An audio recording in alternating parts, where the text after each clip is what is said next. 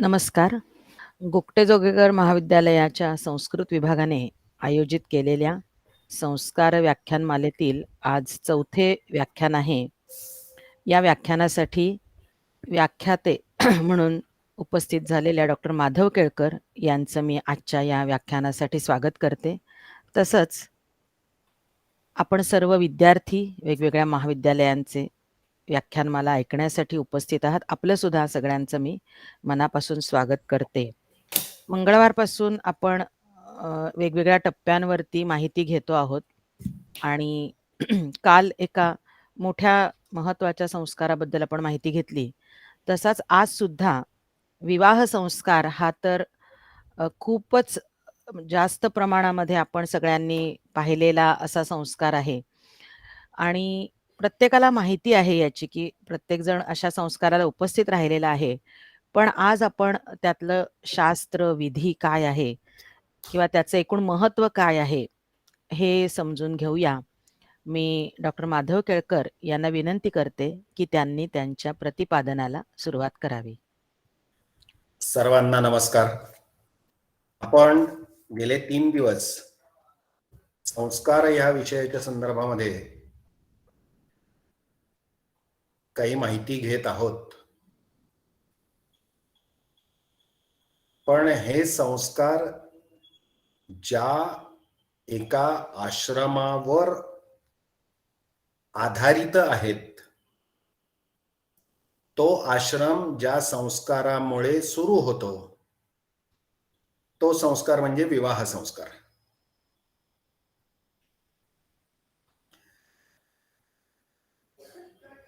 जर वर्णाश्रम व्यवस्था असा जर विचार केला तर आश्रमांमध्ये जे 4 आश्रम सांगितलेले आहेत, ब्रह्मचर्य, गृहस्थ, वानप्रस्थ आणि संन्यास, ह्या अन्य 3 आश्रमांना आधार देणारा, त्यांचं प्रतिपालन करणारा असा जर कुठला आश्रम असेल तर तो गृहस्थ आश्रम आहे. आणि त्या गृहस्थाश्रमाची सुरुवात ज्या संस्कारामुळे होते, तो संस्कार म्हणजे विवाह संस्कार. ह्या विवाह संस्काराच्या बद्दल जर विचार केला तर विवाह संस्कार हा समाजातल्या अनेक लोकांना जवळ जोडत असतो. म्हणजे आपल्यालाही लक्षात येईल की विवाहामध्ये कन्या निश्चय, वर निश्चय ज्या वेळेला होतो, त्यावेळेला 2 घराणी, 2 गावं एकमेकांशी जोडली जातात. कदाचित आपल्यालाही हे माहिती आहे की विवाहाचं कारण हे अनेक गोष्टींमध्ये विविध प्रकारचे संबंध जोडून देणारं सुद्धा ठरलेलं आहे. म्हणजे उदाहरणार्थ काही राजकीय व्यवस्थांमध्ये सुद्धा ज्या वेळेला त्या 2 घराण्यांनी एकमेकांच्या बद्दलचा संबंध दृढ व्हावा, दीर्घकाळ टिकावा अशी इच्छा त्या 2 घराण्यांच्या संबंधामध्ये, विचारामध्ये आली, त्यावेळेला त्यांनी आपल्यामध्ये कुठला तरी एक विवाह संबंध निश्चित केला. अशी ही उदाहरणं आपल्याला इतिहासामध्ये दिसतात. त्यामुळे विवाह हा अनेक दृष्टींनी समाजाला बांधणारा आहे. म्हणजे लक्षात घ्या की एखाद्या वेळेला विवाह निश्चयाची काहीतरी गोष्ट चालू असते, त्यावेळेला सहजपणे कुणाचं कोण असा शोध सुरू होतो. आणि मग असं लक्षात येऊ लागतं, की अरे, वराकडली किंवा वधूकडली काही माणसं आपल्याला खूप पूर्वीपासून माहिती असलेली आहेत. मग अशा गोष्टीनंतर सहजपणे हा विवाह संबंध निश्चित होतो. अजून एका दृष्टीने जर विचार केला तर अगदी अपरिचित शहर किंवा गावामध्ये किंवा राज्यामध्ये आपण कधी गेलेलोही नसतो. पण विवाह संबंधाचा विषय ज्यावेळेला समोर येतो, त्यावेळेला अगदी अपरिचित गावी किंवा अपरिचित शहरात, राज्यात, जिल्ह्यात सहजपणे त्या घरातल्या लोकांचा प्रवास सुरू होतो. ते गाव बघितलं जातं. त्या गावामध्ये येणं-जाणं सुरू होतं. म्हणजे एक विवाह निश्चय जर होत असेल, तर अशा अनेक अंगानी तो समाजाला जोडणारा, समाजामध्ये आदान-प्रदान करणारा, समाजाचं सुख-दुःख समजून घेणारा असा असू शकतो. विवाह हा शब्द म्हणजे वह ह्या धातूपासून जरी असला, म्हणजे उद्वह असा सुद्धा शब्द वापरला जातो विवाहाच्या बाबतीत. उद्वहती किंवा दुसरा शब्द वापरला जातो लग्न. लग्न ह्याचा अर्थ एकाचं दुसऱ्याशी झालेलं लग्न म्हणजे जोडलं जाणं असा सुद्धा एक भाग त्या नावामध्ये सहजपणे लक्षात येऊ शकतो. आता ह्या विवाहाच्या बाबतीत जर लक्षात घ्यायचं झालं, तर विवाहामध्ये मुख्य गोष्ट असते वधू-वरांची परस्पर संमती, निश्चिती, पसंती. ही गोष्ट घडल्याशिवाय विवाहाचं काम पुढे जात नाही.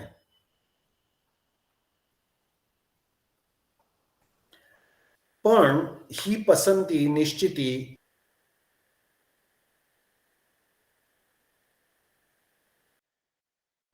दोन तीन टप्पे पार पाडायला लागतात. एक टप्पा त्यातला आहे ज्योतिष. म्हणजे पत्रिका जमते का? हा एक भाग महत्वाचा सगळीकडे मानला जातो. मग काही जण म्हणतील की पत्रिका कशाला बघायला पाहिजे? पण आजही आकाशस्थ स्थितीनुसार मनुष्याचं एक काहीतरी रास, नक्षत्र, त्या वेळेला असलेलं त्याचं पत्रिकेतलं लग्न, त्यानुसार त्याचं होणारा स्वभाव वैचित्र्य, याची काही निरीक्षणं प्राचीन काळापासून नोंदवून ठेवलेली आहेत. आणि अशा बाबतीमध्ये कोणत्या व्यक्तीच्या बरोबर कोणत्या व्यक्तीचा संबंध आला तर त्यांचं आयुष्य निरामय, चांगलं, आनंदी होईल, याचे काही अंदाज अभ्यासावरून मांडून ठेवलेले आहेत. हे अंदाज मांडत असताना अनेक लोकांनी ह्यावर काही ना काहीतरी अभ्यास केलेला आहे. काहीतरी निश्चित निरीक्षणं नोंदवलेली आहेत. त्यामुळे पत्रिकेची निश्चिती हा एक भाग विवाहाच्या निश्चितीमध्ये येतो. दुसरा एक भाग म्हणजे घराणं. म्हणजे आपल्या तोलामोलाचं आहे का? असा काही विचार विवाहाच्या बाबतीमध्ये आजच्या समाजात सुद्धा दिसतो. त्यामुळे घराणं, पत्रिका आणि परस्पर संमती किंवा परस्पर मान्यता ह्या 2-3 टप्प्यांमधनं विवाहाची निश्चिती होते. आता याच्यामध्ये पूर्वीच्या ग्रंथकारांनी कुलपरीक्षा, वधूपरीक्षा आणि वरपरीक्षा अशा सगळ्या गोष्टीबद्दल काही स्पष्टीकरणं दिलेली आहेत.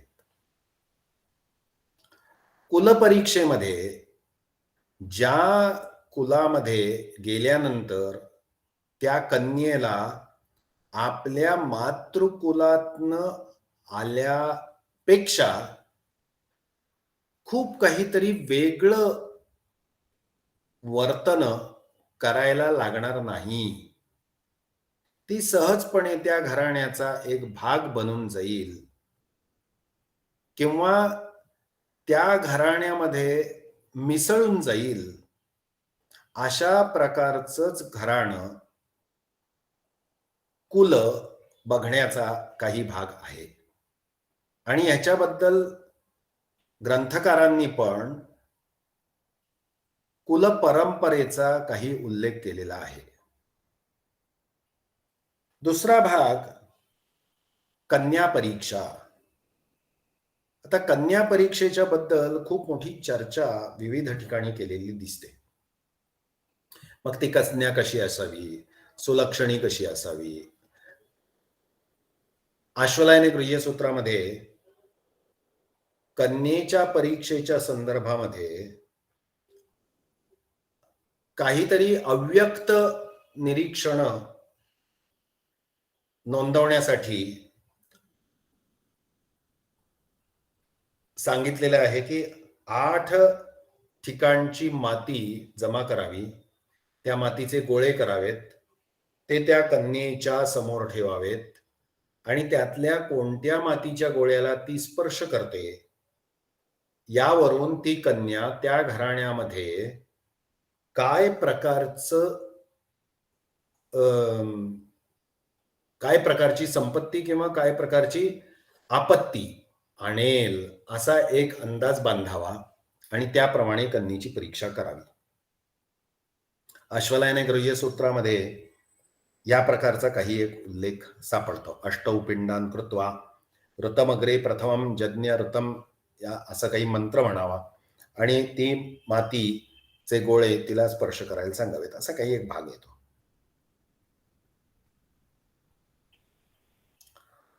आता कन्येच्या परीक्षेच्या बद्दल मग तिचं शिक्षण कसं आहे, तिचं चालणं बोलणं कसं आहे, असे बरेच व्यावहारिक गोष्टी समाजामध्ये आजही दिसतात, प्राचीन काळी सुद्धा होत्या.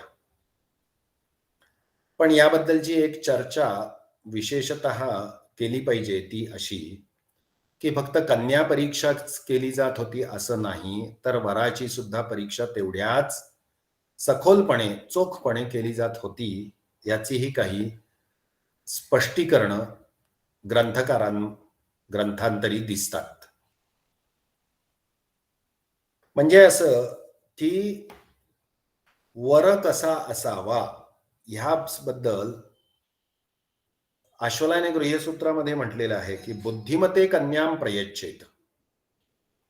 म्हणजे धनमते असं नाही म्हटलेलं, बुद्धिमते म्हटलंय. म्हणजे धनिकाला कन्या द्या ह्यापेक्षा बुद्धिमानाला कन्या द्या, हा भाग आश्वलायन गृह्यसूत्रकारांनी सुद्धा सांगितलेला आहे. म्हणजे जो बुद्धिमान आहे तो धन सुद्धा मिळवू शकेल, पण धनवान जो आहे तो बुद्धीनी काम करेल असं नाही. दुसरं, बुद्धिरूपशील लक्षण संपन्नाम आरोगाम उपयच्छेत, असं कन्येचंही लक्षण त्याच ठिकाणी लगेच सांगितलेलं आहे. रूपशील लक्षण संपन्नाम आरोगाम, ती निरोगी असली पाहिजे असं कन्येचंही लक्षण सांगितलेलं आहे. त्याच्या बरोबरीने समांतर पुरुषाच्या बाबतीत सुद्धा जर विचार केला तर अव्यंगे अपतिते अक्लीबे दशदोष विवर्जिते इमाम कन्याम प्रदास्यामी देवाग्नि द्विज सन्निधौ, असा संदर्भ संस्काराच्या विधीमध्ये सापडतो. आता हे दशदोष विवर्जित असा जो वर आहे त्याला ही कन्या मी देणार आहे आणि ती सुद्धा देत असताना देव, अग्नी आणि द्विज यांच्या साक्षीनी देणार आहे. असा संदर्भ संस्कारम रत्नमालेमध्ये सापडतो. आता हे अव्यंगे, अपतिते, अक्लिबे हे दशदोष कोणते? तर ते सुद्धा त्यांनी स्पष्ट केलेले आहेत. उन्मत्ता वृत्तिहीनाश्च तथास तथापास्मारदूषिताः अपस्मारदूषिताः दूरस्थाः कुष्ठिनो मूर्खाः मोक्षमार्गानुसारिणः शूरा अवेद्या निवृत्ता दशदोषयुता वराः वर्जनीयाः प्रयत्नेन कन्यादाने न संशयः. म्हणजे इथे सहजपणे लक्षात येऊ शकतं की वराच्या ठिकाणी सुद्धा कोणते दोष नसावेत ह्याचं स्पष्टीकरण विवाहाच्या संस्काराच्या वेळेला सुद्धा स्पष्ट केलेलं दिसतं. याच्यामध्ये उन्मत्त, वृत्तिहीन म्हणजे जो काही उदरभरणासाठी व्यवहार करत नाही, व्यवसाय करत नाही, अपस्मार दूषित आहे, खूप दूर राहतोय, दूरस्थाः कुष्ठिनः मूर्खाः आणि त्याच्या पुढे म्हटलेलं आहे मोक्ष मार्गानुसारिणः म्हणजे ज्याला संसाराची इच्छाच नाहीये असा जर तो असेल तर त्याला सुद्धा कन्या देऊ नये. आता हे म्हणत असताना दुसरा सुद्धा एक संदर्भ वराच्या परीक्षेच्या बद्दल येतो. कुलंच शीलंच वयश्च रूपम विद्यांच वित्तंच सनाथनच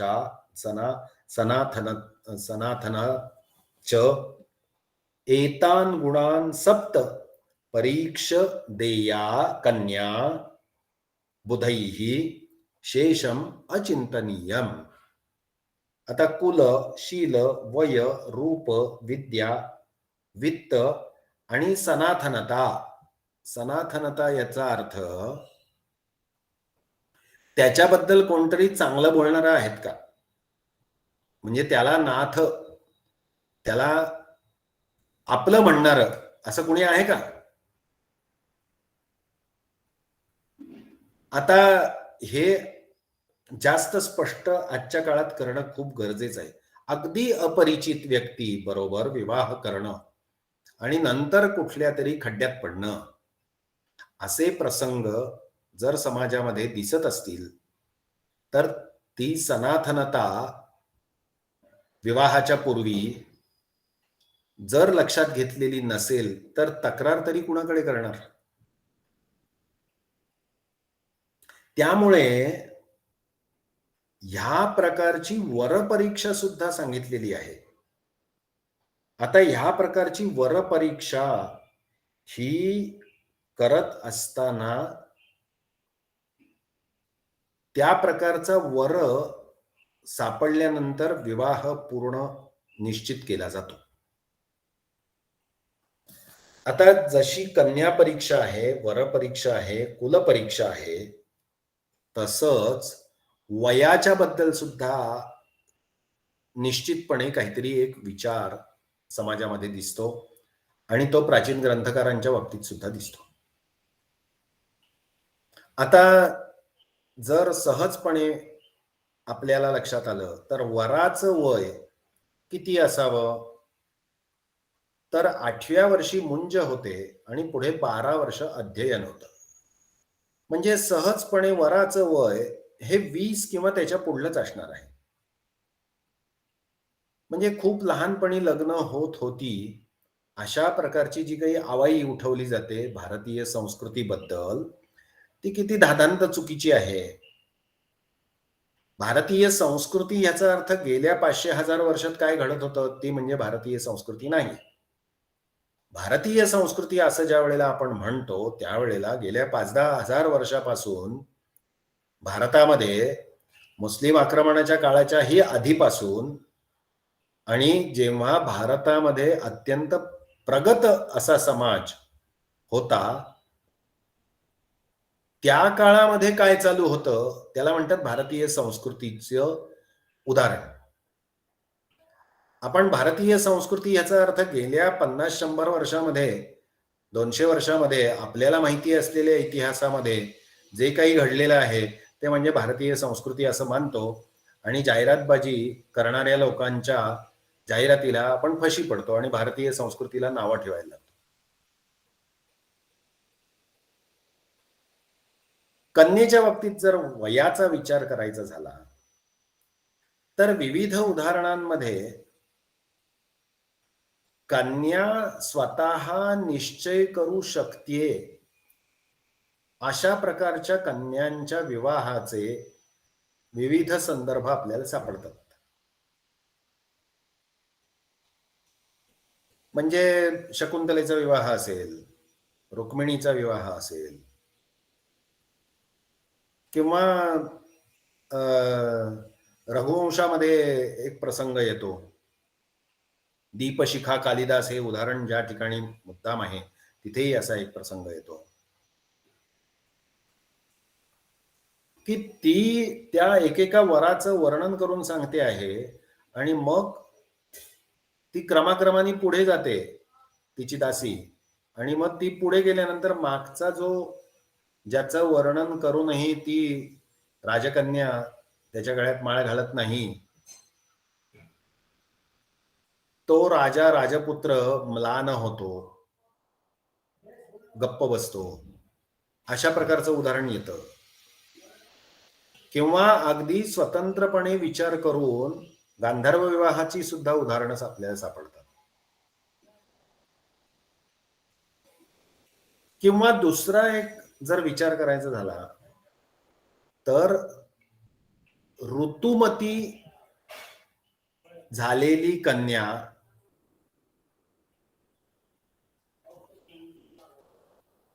तिचं कन्यादान होत असताना कोणता दोष प्राप्त होतो अशीही काही संदर्भ आपल्याला सापडतात. म्हणजे खूप बालवयामध्ये विवाह होणं ही गोष्ट भारतीय संस्कृतीमध्ये येत नाही.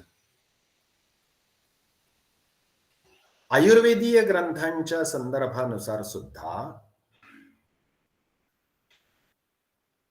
कन्येच्या बाबतीमध्ये काही गोष्टी स्पष्ट केलेल्या आहेत. थोड्या प्रौढ विचारांनी जर का ह्याकडे डोळसपणे बघायचं झालं तर विवाह निश्चय दोन घराण्यांनी जरी केलेला असला तरी सुद्धा ऋतुप्राप्त झाल्याशिवाय कन्येला वराच्या घरी पाठवलं जात नव्हतं. दुसरा भाग,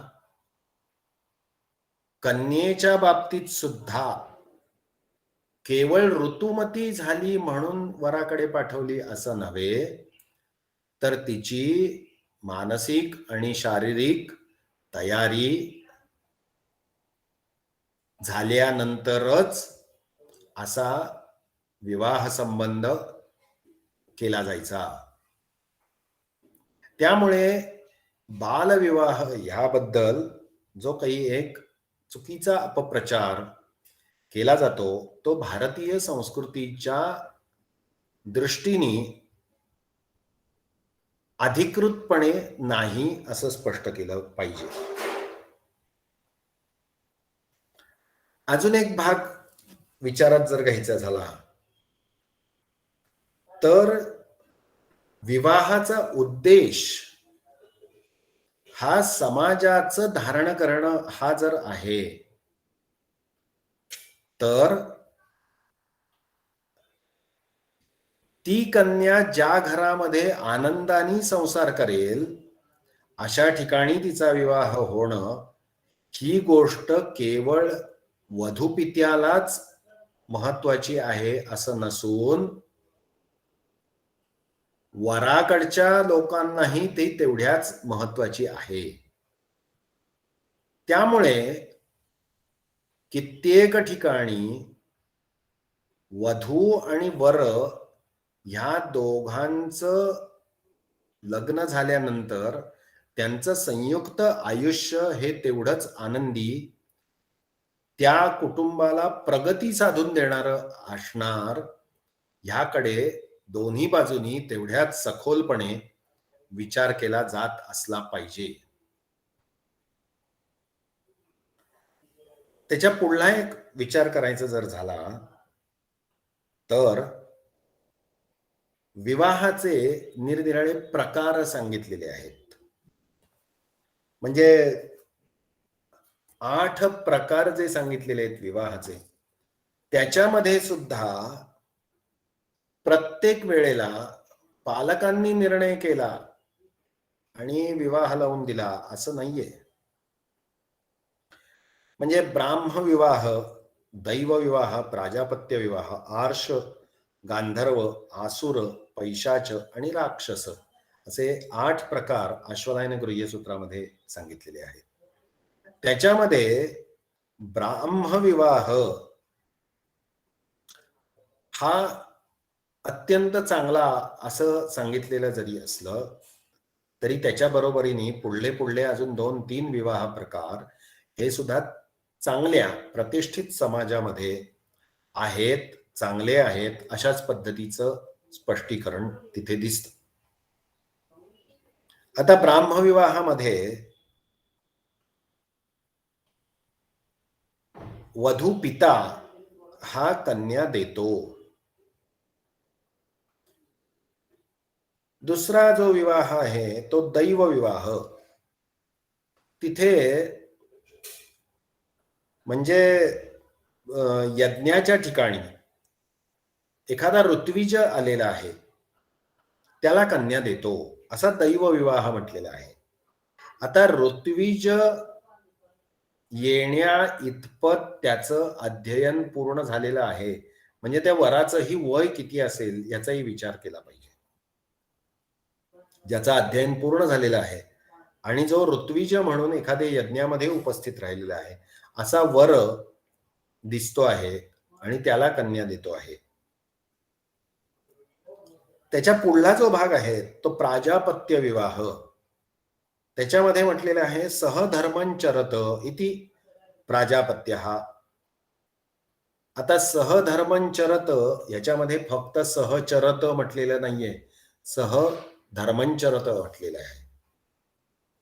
म्हणजे आजच्या काळामध्ये लिव्ह इन रिलेशनशिप जे काही म्हटलं जातं, त्या रिलेशनशिप मध्ये धर्म याचा अर्थ कुठला तरी विशिष्ट धर्म असं नव्हे, तर पती पत्नी यांना सुद्धा एक धर्म असतो, विद्यार्थ्याला विद्यार्थी धर्म असतो, शिक्षकाला शिक्षक धर्म असतो. तसं हे दोघ जण ज्या वेळेला एकत्र राहायला लागतील त्यावेळेला त्यांनी एकत्र राहण्याने समाजाला काही त्रास होत नाही ना, समाजामध्ये काही धक्का बसत नाही ना, अशा प्रकारचा जो काही त्यांच्या सहचरणामधून समाजाची उन्नतीच होते का, अशा प्रकारचा विचार करून त्यांनी जर का एकत्र राहिलं तर त्याला प्राजापत्य विवाह म्हटलेला आहे. गायी देऊन त्याच्याबरोबर जर विवाह म्हणजे गायी देऊन मग विवाह म्हणजे कन्या देऊन जर का विवाह केला तर त्याला आर्ष विवाह म्हटलेला आहे. परस्पर ठरवलं, मिथाः समयं कृत्वा उपयच्छेत, म्हणजे बाकी कुणालाही न समजता. म्हणजे सहधर्मंचरत मध्ये समाजाला माहिती आहे, पण गांधर्व विवाहामध्ये समाजाला लगेच समजलेलं नाहीये. तर असा जो आहे त्याला गांधर्व विवाह म्हटलेला आहे. आणि पैसे देऊन कन्येला घेऊन आले तर त्याला आसुर विवाह म्हटलेला आहे. आणि युद्ध करून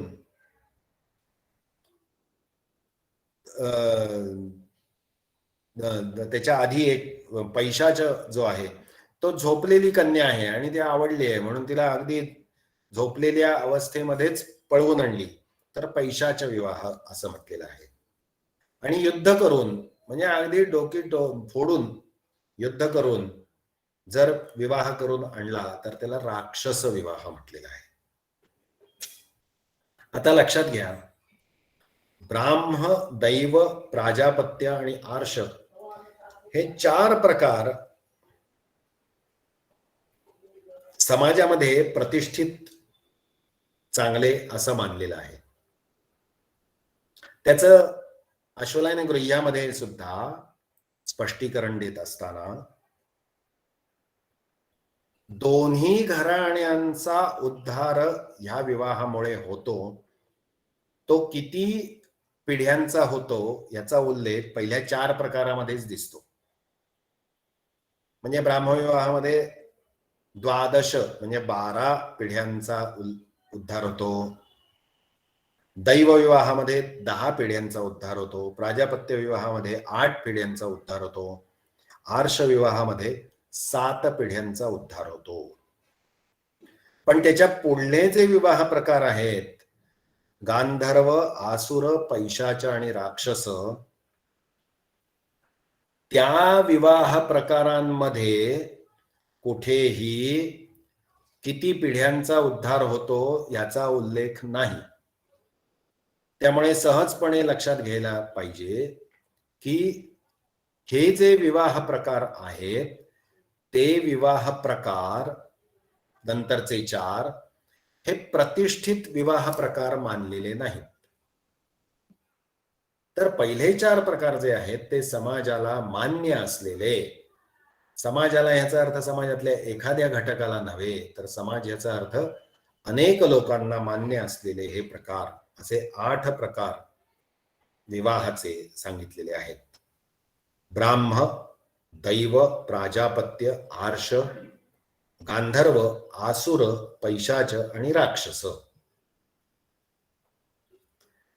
असे 8 प्रकार विवाहाचे सांगितलेले आहेत.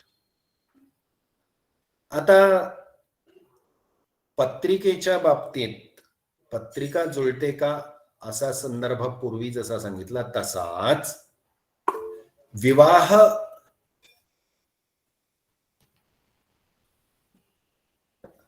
आता एक प्रश्न आलाय, मी ग्रुपवर लिहून पाठवतो म्हणजे आता वेळ जाणार नाही.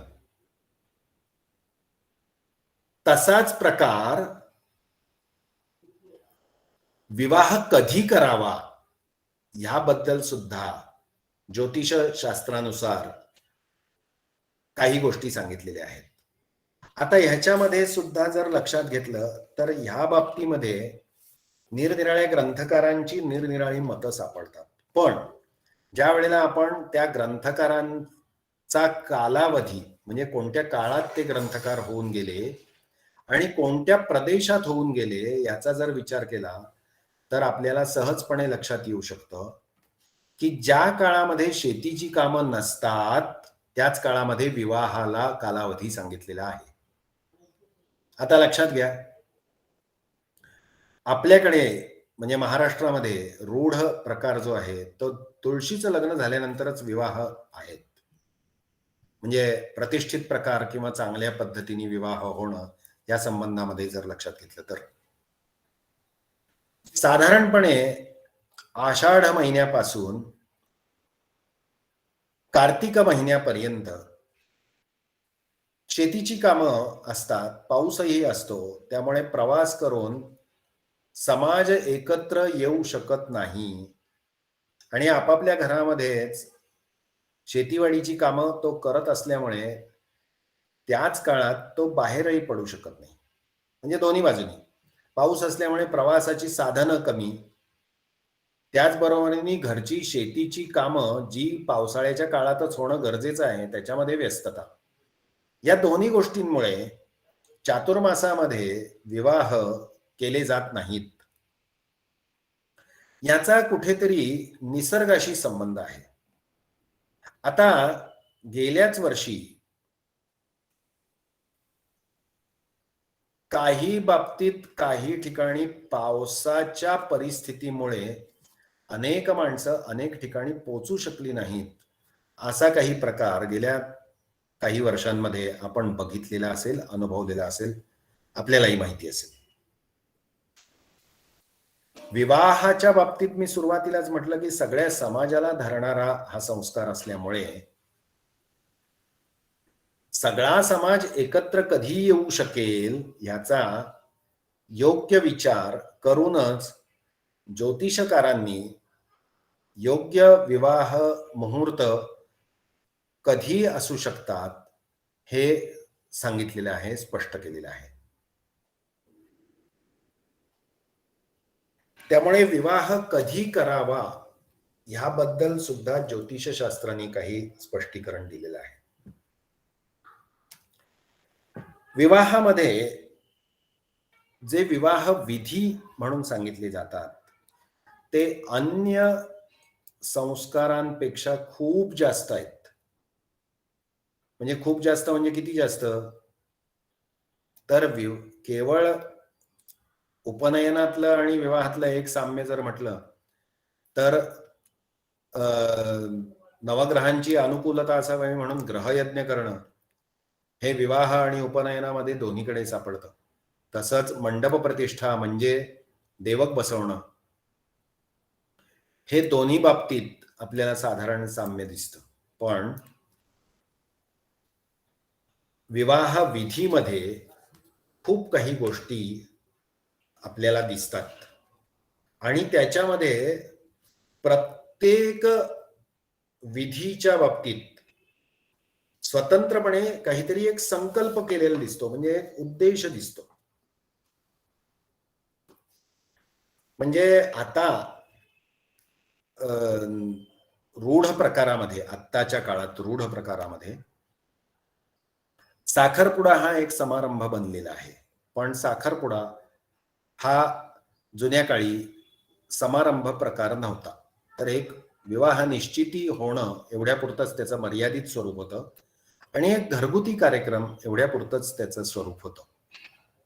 पण त्या जागी खऱ्या अर्थाने जर का विचार केला तर वांग निश्चय हा जो एक कार्यक्रम सध्या विवाहाच्या आदल्या दिवशीच केला जातो, तो कार्यक्रम म्हणजे खऱ्या अर्थाने विवाहाची निश्चिती आहे. वांग निश्चय याचा अर्थ असा की वचनाने निश्चिती करणं, शब्द देणं. परत तो शब्द देत असताना सुद्धा मी कुणाला शब्द देतोय आणि कुणा संबंधी देतोय याच्याबद्दलची सुद्धा निश्चिती त्या प्रयोगामध्ये आहे. त्या वांग निश्चय या प्रयोगामध्ये आहे. म्हणजे असं की गणपती पूजन केलं, वरुण पूजन केलं आणि त्याच्यानंतर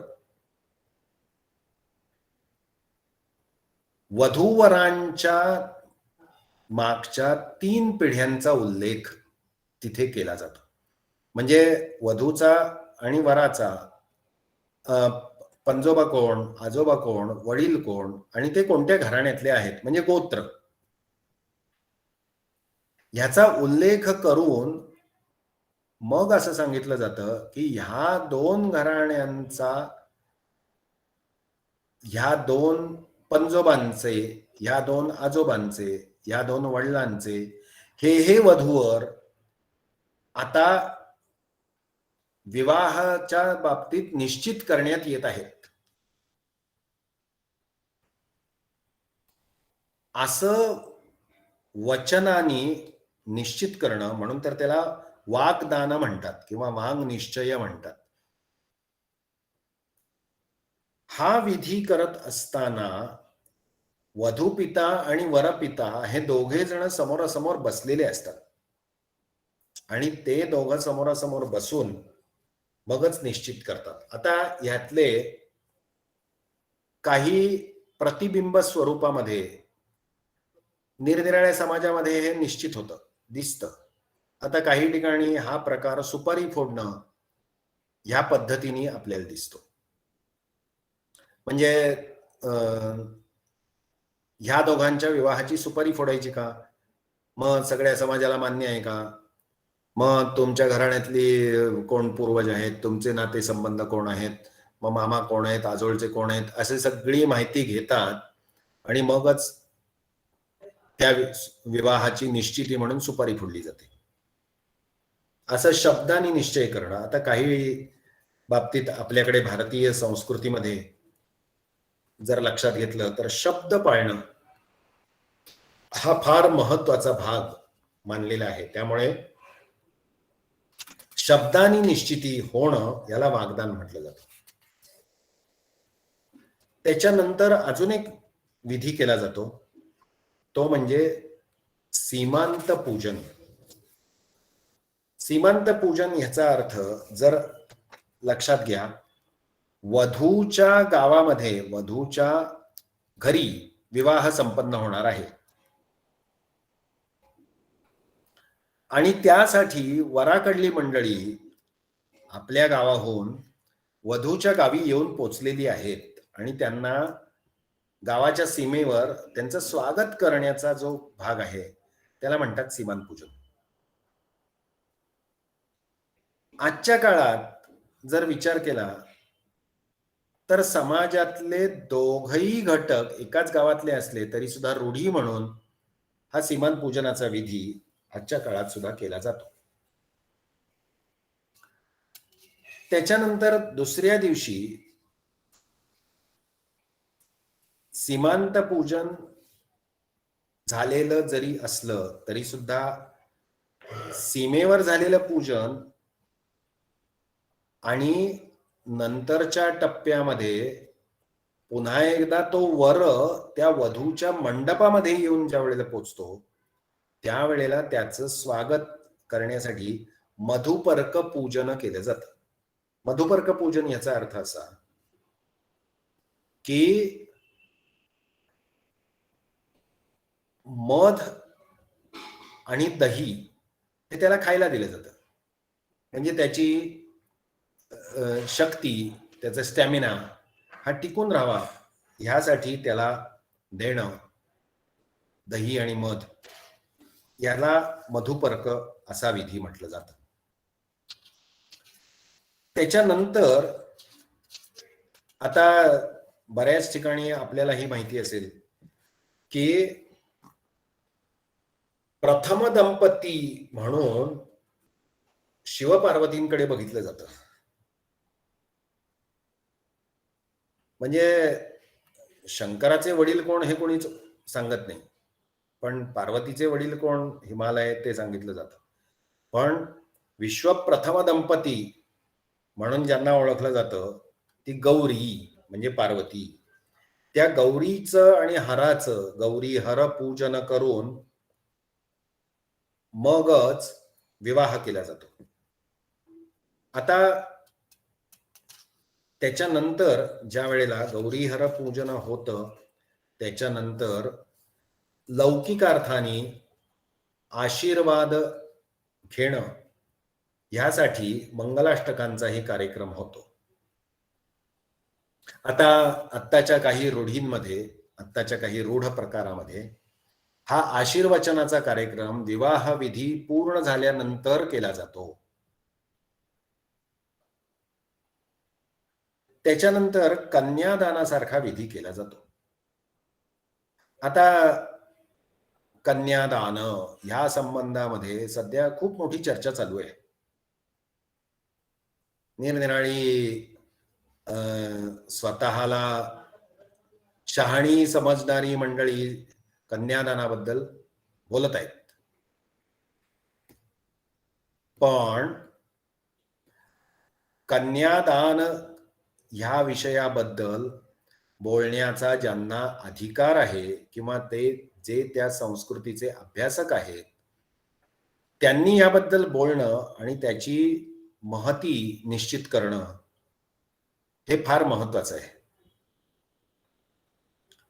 ज्या समाजाला दान ही संस्कृतीच नाही,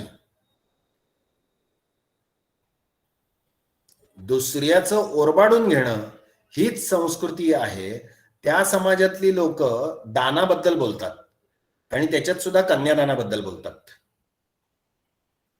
याच्या इतकी विकृती कुठलीही नाही.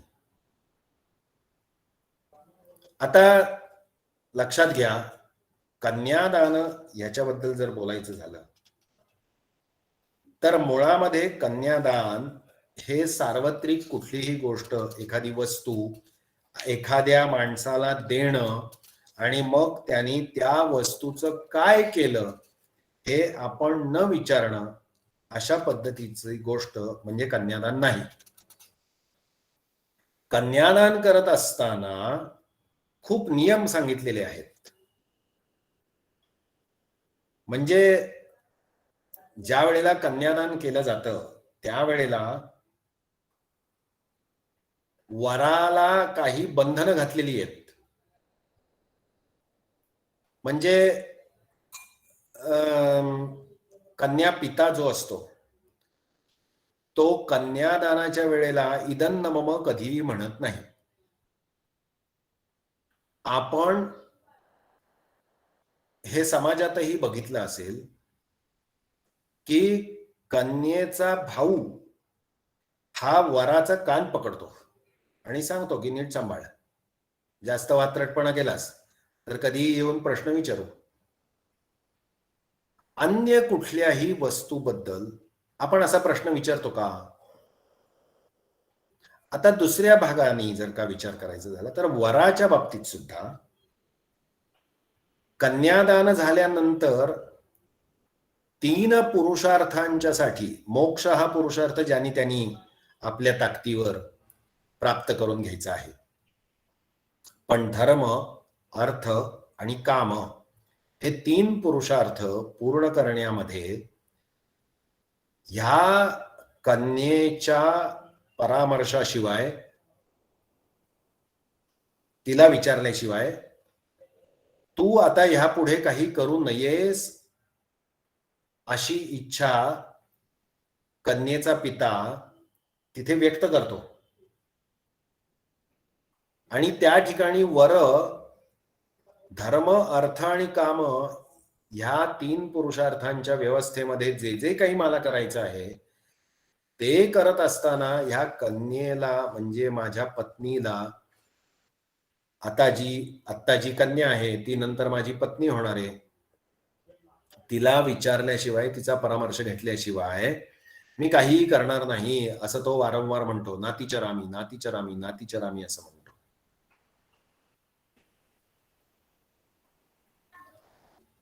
आता ह्याच्यामध्ये इदं न मम म्हटलेलं नाही, वराला बंधनं घातलेली आहेत आणि वधूचा पिता हा ज्येष्ठ आहे, मागच्या पिढीतला आहे, म्हणून त्याच पिढीतला जो साक्षीदार आहे तोच त्या ठिकाणी विवाह होमाच्या वेळेला उपस्थित होऊन एका अर्थाने वराला दम देऊनच जातो की जास्त वाह्यातपणाने वागशील तर आम्ही कधी पण येऊन तुला चौकशी करू. आता एवढी बंधनं, एवढे नियम ज्या बाबतीत आहेत त्या बाबतीमध्ये ती गोष्ट दान ह्या स्वरूपामध्ये ज्या अन्य दानांबद्दल विचार केला जातो तशा पद्धतीची आहे का, याचा विचार ज्यांनी ह्यातलं काही वाचलेलंच नाही ती माणसं केवळ त्या एका शब्दाला धरून आपले अकलेचे तारे तोडताना दिसतात. आणि थोडं स्पष्ट म्हणायचं झालं तर कन्येशी कसा व्यवहार ठेवावा ह्याबद्दल ज्या संस्कृतीने खूप चांगले नियम घालून दिलेले आहेत त्या संस्कृतीबद्दल बोलताना ही अशी मंडळी सावधपणे बोलत नाहीत. कन्यादान झाल्यानंतर पुढचा विधी आहे सूत्रवेष्टन. म्हणजे त्या वधूवरांना समोरासमोर बसवून त्यांना सूत्रवेष्टन केलं जातं आणि त्या सूत्रामध्ये एक हळकुंड बांधून ते एकमेकांना बांधतात आणि सांगतात की आम्ही एकमेकांचं रक्षण करणार आहोत. यासाठी आपणही रक्षाबंधन करतो. म्हणजे काय, एकाने दुसऱ्याचं रक्षण करावं यासाठी एकमेकांची बांधिलकी निर्माण करतो, असं ते विवाह व्रत बंधन म्हणून म्हटलेलं आहे. त्यानंतर मंगळसूत्र घातलं जातं. आता मंगळसूत्र हे सुद्धा एक बंधन आहे असं काहीतरी बोलणारी काही मंडळी दिसतात. पण विवाहित व्यक्ती आणि कुमारिका व्यक्ती ह्यांच्यामधला फरक लक्षात समाजाला सहजपणे यावा यासाठी काहीतरी एक लक्षण गरजेचं आहे आणि त्याच्यासाठी मंगलसूत्र हे सांगितलेलं आहे. त्यानंतर विवाह होमाला सुरुवात होते आणि विवाह होमामध्ये तुपाची आहुती दिली जाते, त्याच्या बरोबरीने लाह्या, आणि त्या सुद्धा तांदूळाच्याच म्हणजे भाताच्याच लाह्या यांचाही होम असतो. आता मग ज्वारीच्या लाह्या काय नाहीत, का नाहीत? पॉपकॉर्न का नाही घेतले? भाताच्याच तांदूळाच्याच लाह्या का? तर त्याबद्दल सुद्धा एक विचार आहे. सार्वत्रिक उपलब्धता तांदूळाचीच आहे आणि सार्वत्रिक उपयुक्त पदार्थही तांदूळच आहे. सार्वत्रिक उपयुक्त पदार्थ याचा अर्थ खाण्यापिण्याला सहजपणे उपलब्धी आणि सहजपणे उपयुक्तता.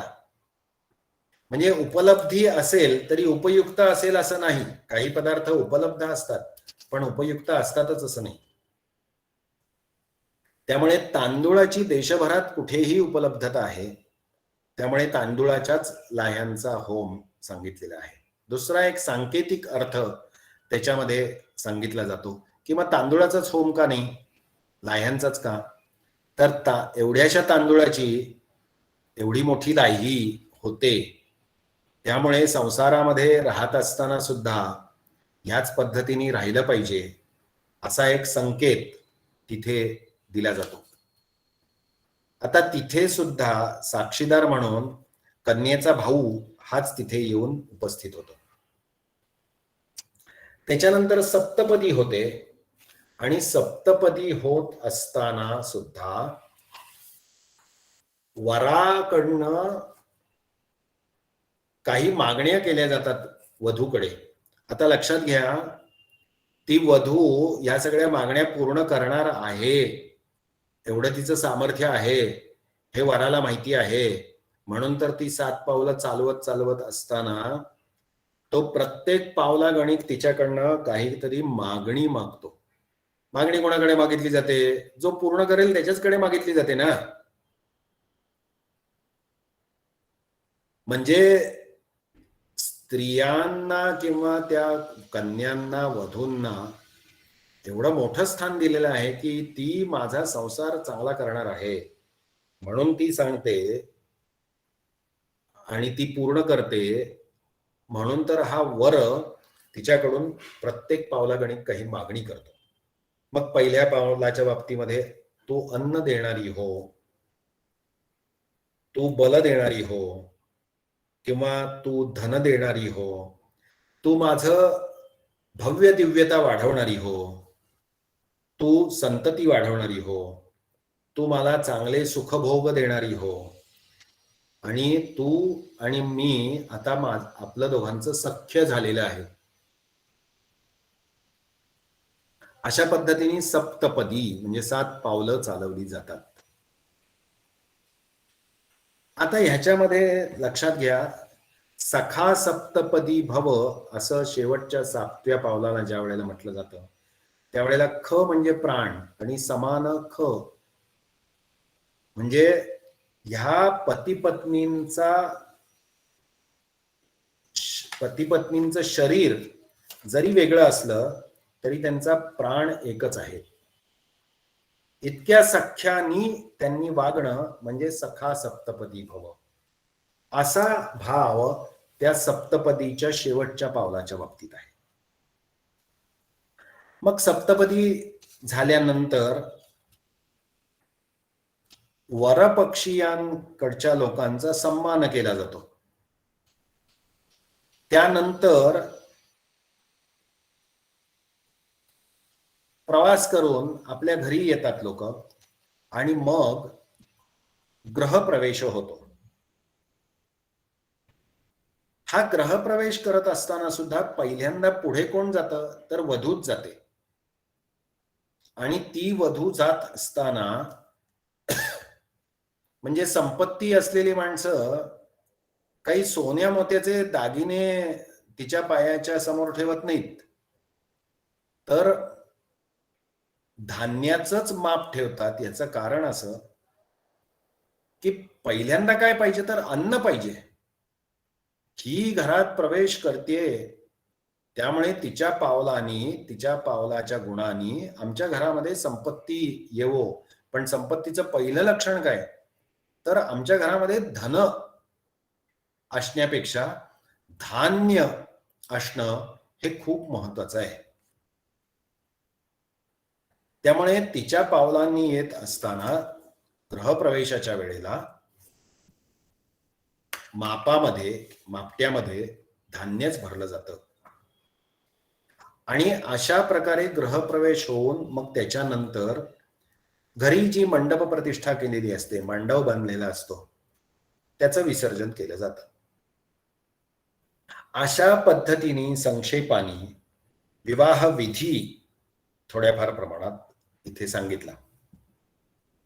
आता ह्याच्यामध्ये काही गोष्टी ह्या विवाहाच्या बाबतीत खूप जागरूकतेने आपल्याला बांधलेल्या दिसतात.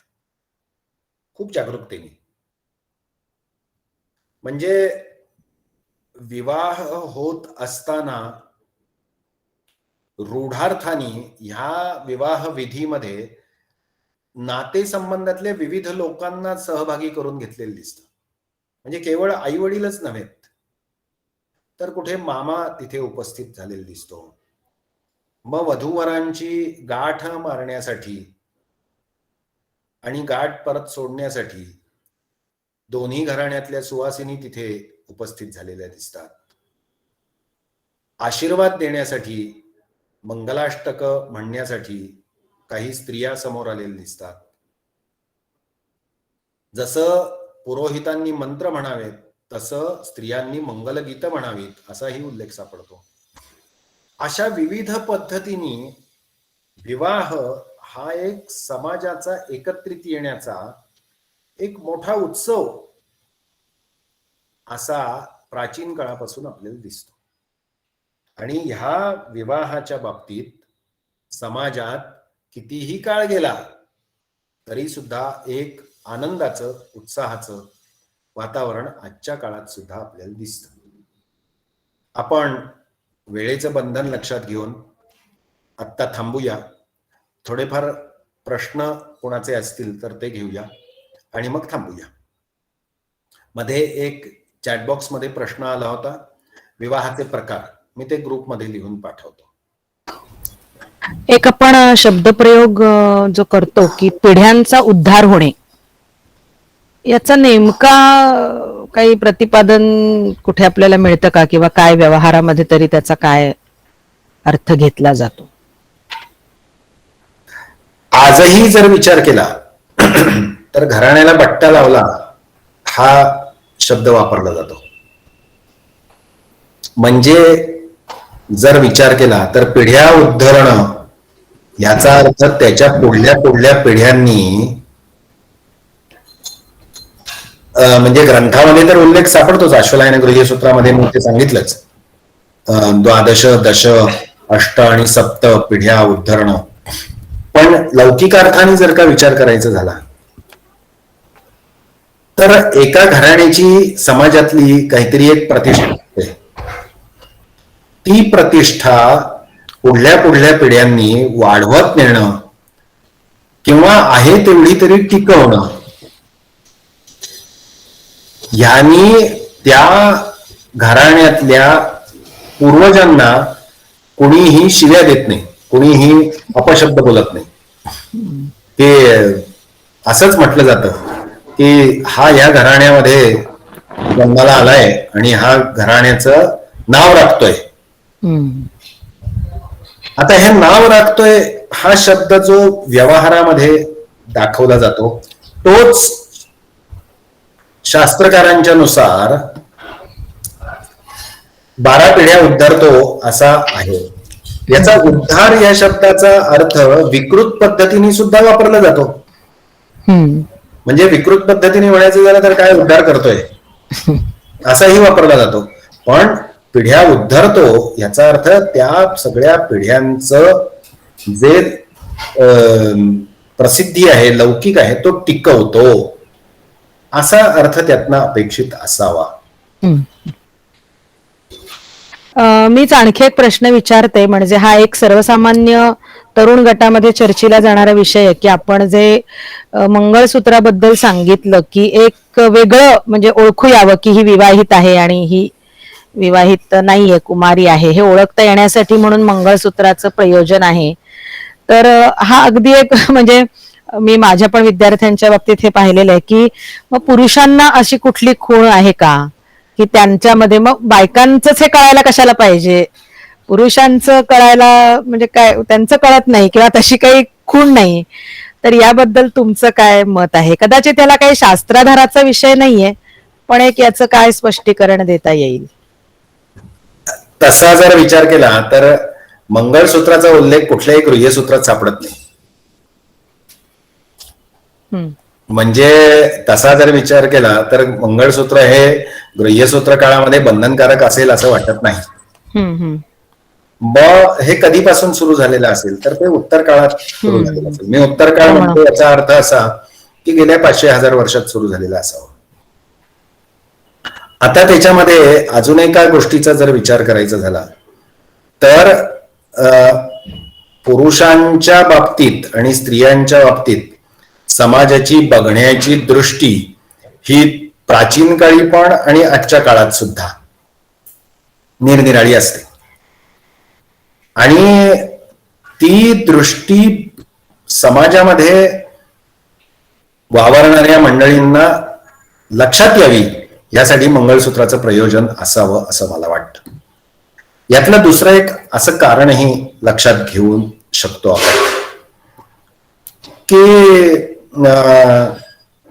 खरंच याची गरज आहे का? तर हो, गरज आहे. आणि आजच्या थोड्याशा सामाजिक विकृतीच्या काळात तर ती खूपच गरजेची आहे. जुन्या काळामध्ये कदाचित याची गरज समाजाला वाटली नसेल म्हणून गृह्यसूत्रामध्ये कदाचित या मंगळसूत्राचा उल्लेखही नसेल. पण जसजसा समाज आणि समाजातली व्यक्ती निष्ठता, म्हणजे मी उलट यातला दोष पुरुषांना देईन. म्हणजे मी कधी कधी गमतीने सांगतो की काही माणसं विचारतात की स्त्रियांनाच व्रत जास्त का सांगितलेली आहेत की चांगला पती मिळावा म्हणून हरताळिका व्रत करा आणि पती चांगला राहावा म्हणून पुढे पुढे व्रत सांगितलेली आहेत. अहो, शंका पतीबद्दलच जास्त आहे, स्त्रियांबद्दल नाहीये.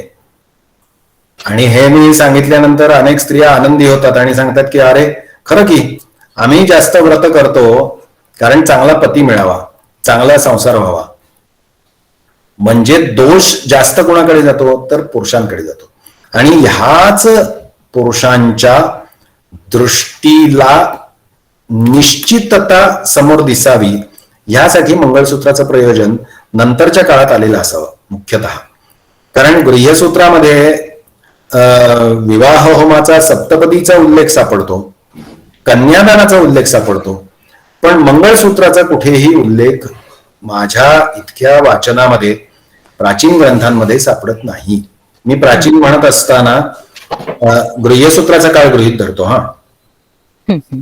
स्मृती काळात वगैरे असं काही? स्मृती काळामध्ये आहे तसं, काही उत्तरकालीन स्मृतींमध्ये तशा प्रकारचं आहे. आणि ते कोणी तयार करावं, कसं करावं ह्याबद्दलचे सुद्धा उल्लेख येतात. पण ते स्मृतिकाळ हा तसा विचार केला ना तर खूप वेग आहे.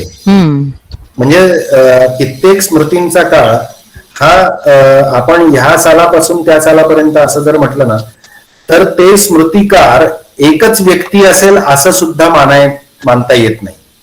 कदाचित त्या स्मृतीमध्ये नंतरच्या काळामध्ये भर सुद्धा पडत गेलेली असेल असं वाटतं.